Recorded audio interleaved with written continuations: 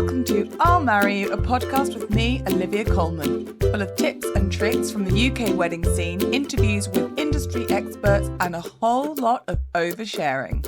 I normally would suggest, if you're watching this, that you don't watch this and that you tune in on a streaming service. However, last week's episode, the first one back post-Bebe, producer Drew did such magical things with the video that actually maybe you should be watching this episode, this podcast, rather than just listening to it. But then do you have the time? I don't know. If I'm honest, it took me 3 sittings to watch it myself.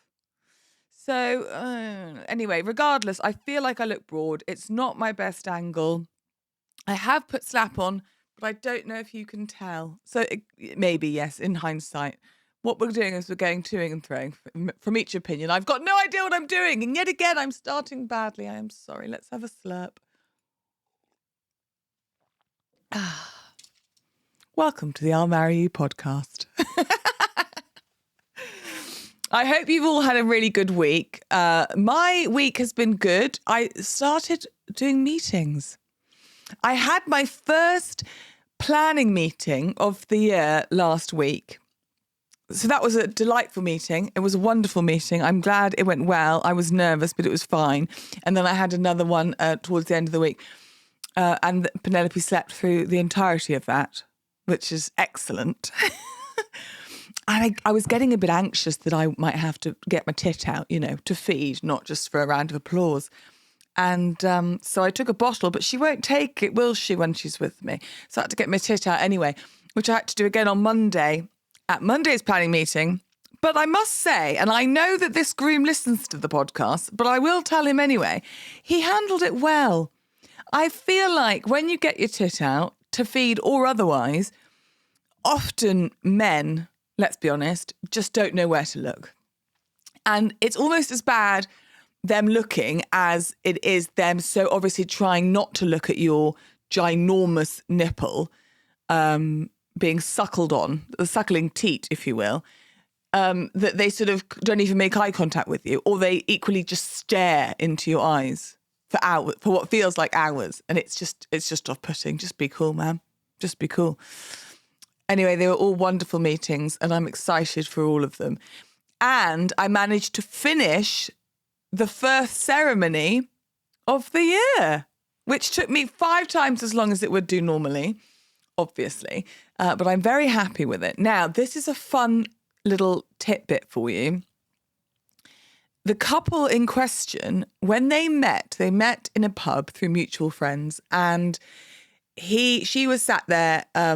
She'd not long broken up with someone, and she was having a sort of the girly debrief with her besties, and there was a group of them there.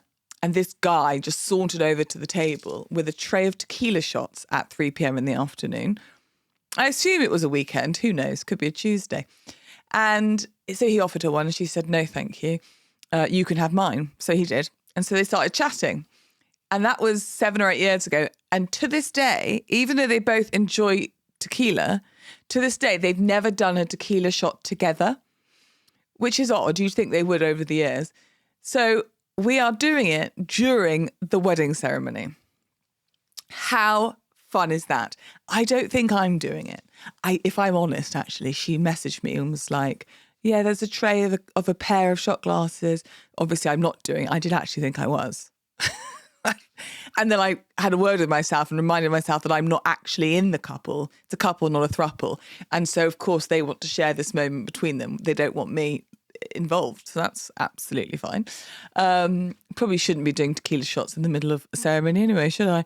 So that's really fun. So we're going to do that. I did think it might be quite fun at the end, sort of way shot and then walk down the aisle. But he wants the kiss to be one of the last things. So we're going to do it in the middle of the ceremony. Hopefully they don't get a bit lightheaded. They might want to be careful of how much they drink, mightn't they, in the morning of. Although I do always think a little schnifter goes down a long way, settles the nerves, doesn't it? I hope you've had a wonderful week. I hope work's been treating you well. The weather's been a bit shit. It's February though, so, it's getting better, isn't it? Springtime is a-coming. I wanted to talk to you this week about what to do when you're first engaged. We teased you with it last week, didn't we? We brushed over the topic. I tickled you with my ideas and guidance. And now I'm here for the hot tamale, for the full works, for the big bang. And like I've said last week, I have done episodes on this before, but I do think it's possibly the most important advice that I can give, apart from cross your legs when you sneeze, is how to navigate the beginning stages of planning your wedding and what to do first, because it is overwhelming. So that's what we're going to do. We're going to touch on it. We're going to touch on it, just the tip, this week and again next week. And then Cousin Al's coming back. And then we've got some amazing interviews lined up for you. It's not going to be a super lengthy second half of the season because I am with child in my arms, not in my stomach, uterus, womb. Where did they come from? So let's talk about it. So what do you do first when you get engaged? So, I said this before and I'll say it again. Enjoy it. Chill out, calm down and enjoy it. But I talked about that last week, so I won't go on about that. And you know how I feel about that. But realistically, you want to start planning. So, again, go back to old episodes for sort of a more in-depth discussion about it, because I'm not going to bore you too much about it. But there are so many different avenues and so many different paths and so many different options. It is overwhelming. It is. And it would be overwhelming for anyone, even someone in the industry. So don't feel guilty or bad that you're not, like, you might feel stressed. Like, that's okay. That's understandable. Don't be like, oh my God, I should be enjoying it. And I'm not. It's just overwhelming me. That's fine. That's normal. And that's why you listen to the I'll Marry You wedding podcast with me, Olivia Coleman, celebrant to the stars. So I would say the first things you want to do are decide on where, as in location, as in not as in venue, but as in like abroad or home or away, and roughly when. So that's easier if you want abroad because you know the season, you can sort of look at the seasons. I would say if you're going abroad, don't pick peak summer, peak heat. And also, if you're going abroad, you might have to consider school holidays. Even if you don't have kids, even if you're not inviting kids, actually, you might have to think about school holidays if your guests have kids. It might be a lot harder for them to get childcare or to not bring them. So if you're not inviting children, you want to get married abroad and you want it to be like a 2 or 3 dayer, think about it. Think about it. Also, go midweek. Oh my God, it would be so much cheaper. And the kids are at school, Sodom, they're fine, they're taken care of. So decide roughly where and roughly when. I've had couples that have been engaged for a matter of weeks and they've planned a mighty fine do. And then I've had couples that have been engaged for like 3 years. I had an inquiry in December for 2027. So it completely depends on you. What I would say is, I believe, to be quite a determining factor about when. It's not romantic, but it's money. I think that if you have the money, do it sooner rather than later. And if you need the money and you want the money and you don't want to budget because you don't have the money now, then wait and save. Don't stress out about that because weddings are fucking expensive. There's no two ways about it. To be honest, like I've said before, it's like a skiing holiday. You can't do that shit cheap. Do you know what I mean? Even if you do go somewhere strange.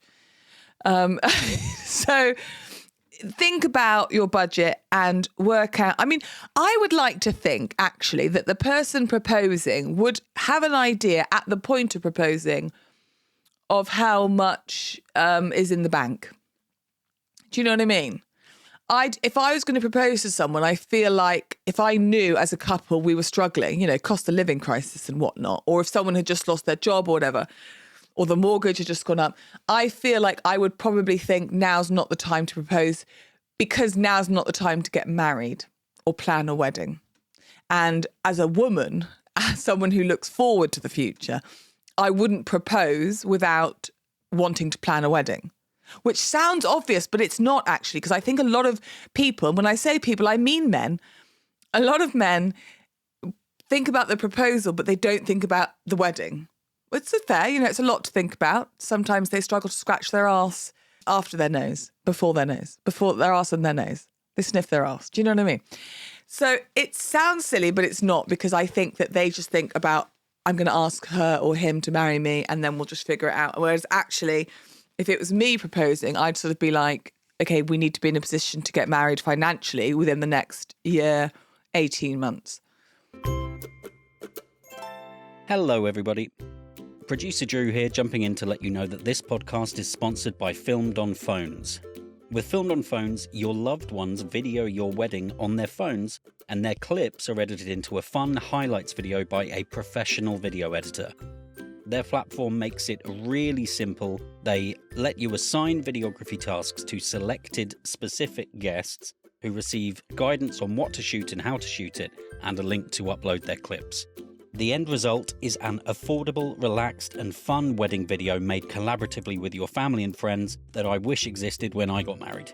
To find out more, listen to our episode where we spoke to Ollie from Filmed on Phones, or visit filmedonphones.com. Now back to the episode. So work out your finances, what you've got at your disposal. It might not be an issue because you might be like me and you might also be incredibly cheap, and therefore you're not going to want a super extravagant wedding. But, oh God, I'm sorry to burst the bubble and I hate to break the news, but it really doesn't matter what you do or how you do it, because it's not going to be cheap. I mean, even village, people will say, oh, we're getting married in the village hall. Okay, you're getting married in the village hall. Are you feeding people? Because that's going to cost something. Are you wearing a dress? That's going to cost something. Also, it's, again, the beauty of being a celebrant is that I've been to so many different weddings of different budgets and styles and vibes for different couples. So I've seen it all. And I've had brides wear dresses from ASOS, and I've had brides wear dresses from Vera Wang, as opposed to Vera Wank from Primark. And it's just really, really tricky to do it for less than £1,000. I can't even imagine a wedding and what it would look like for less than £1,000. Isn't that ridiculous?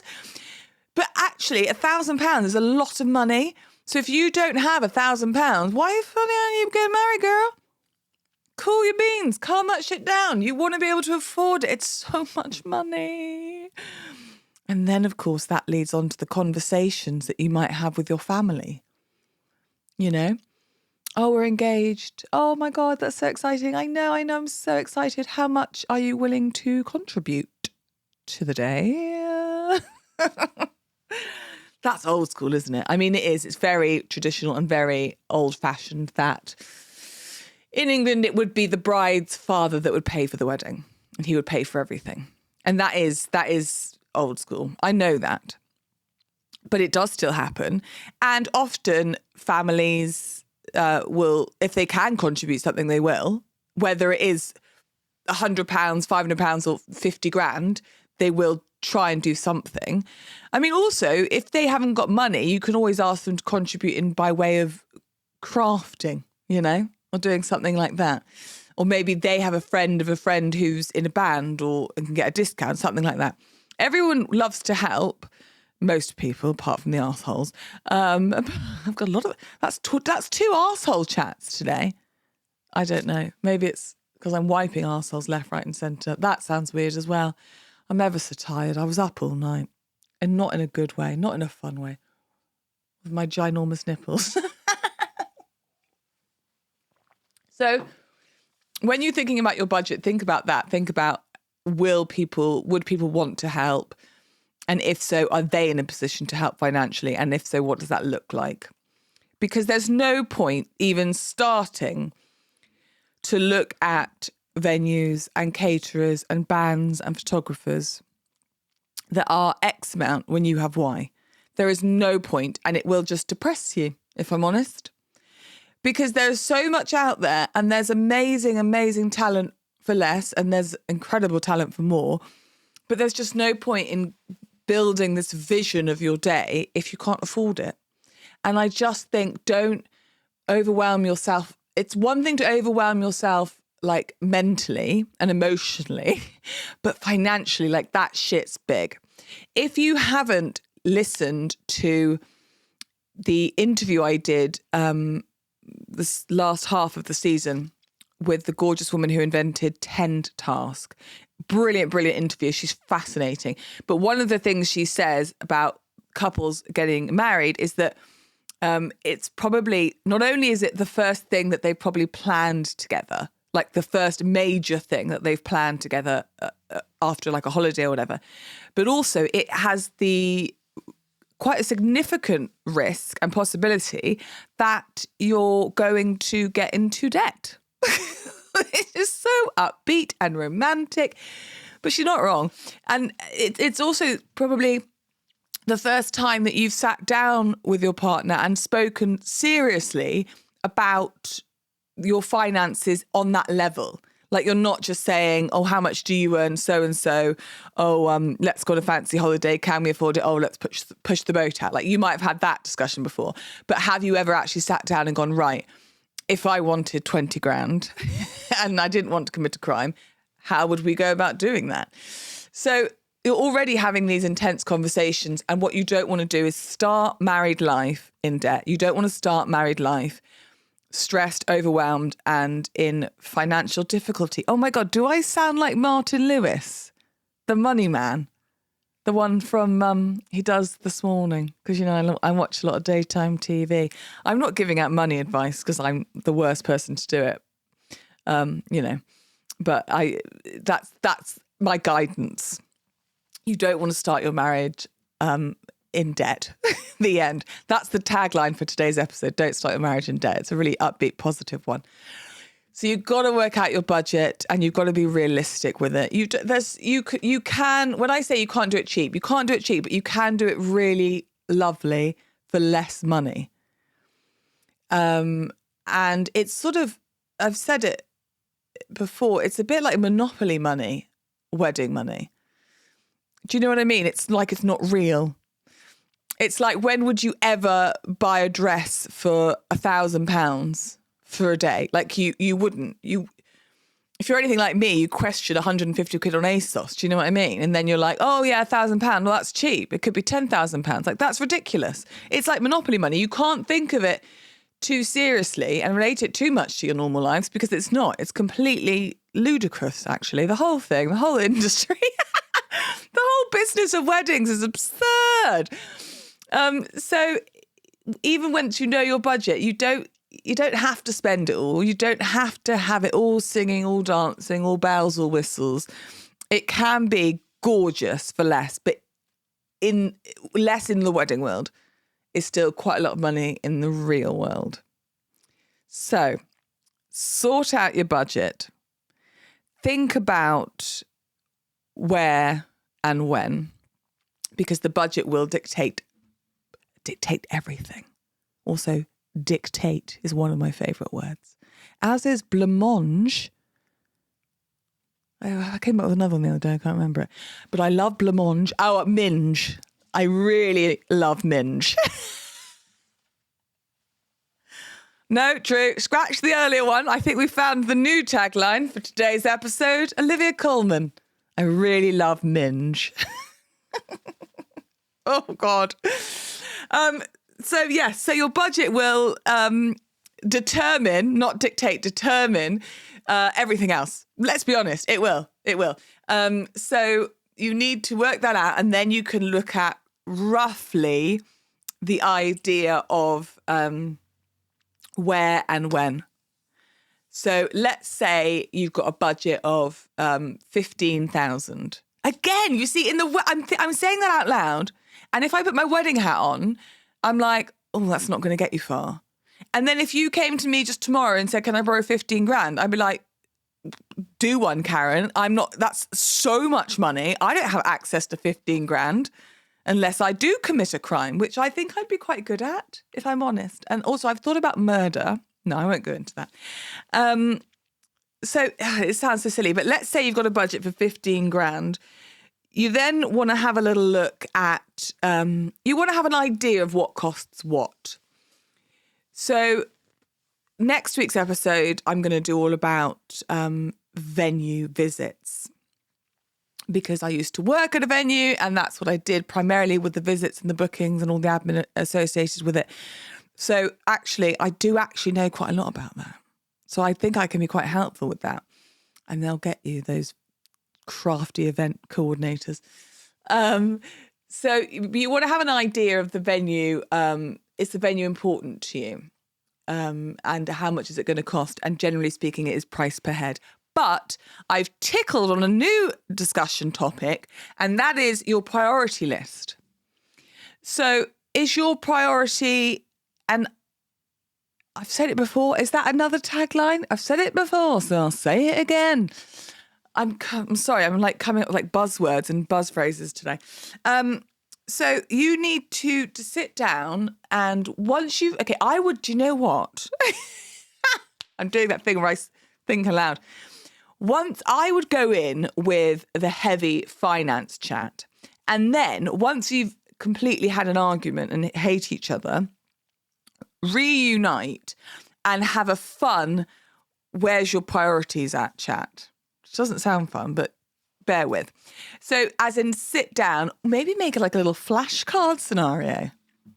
That's fun, isn't it? They do that on Love is Blind. They're like, what are the top, put these 5 things in order of importance. Oh, yes, that's good. So you write out little Post-its, make it crafty. And so you can have like venue, food, music, dress, decor, people, photo, video, el celebrante, which is what they call me in Spain. And you can sit down and make a list of where these items sit in your list of priorities, in your list of importance. Very awkward if you put, my dress number 1 and he puts music.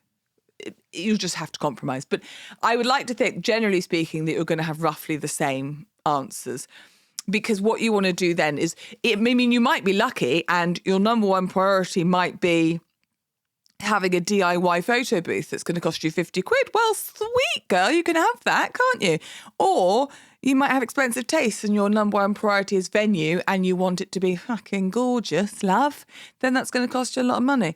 So once you know what is most important to you and what is actually not that important to you, then you can look at where to put your budget. And like I say, some things you're only going to ever spend so much on a magician.